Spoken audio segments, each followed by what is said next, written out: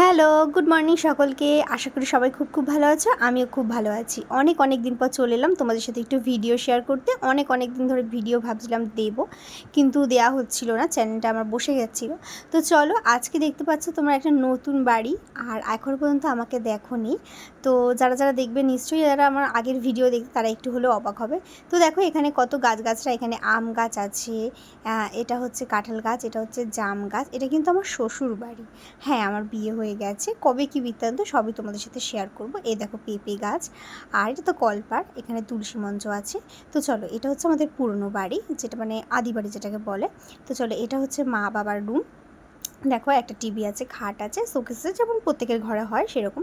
এর পাশেটাই হচ্ছে আমাদের রুম। এই যে আমাদেরও যেমন খাট আছে, সোফা আছে, আমার জিনিসপত্র রাখার জন্য একটু টেবিলটা আমি ইউজ করছি। তো টেবিল আছে, আর এইটুকুনি। ওই যে আমাকে একটু তোমরা দেখে নাও।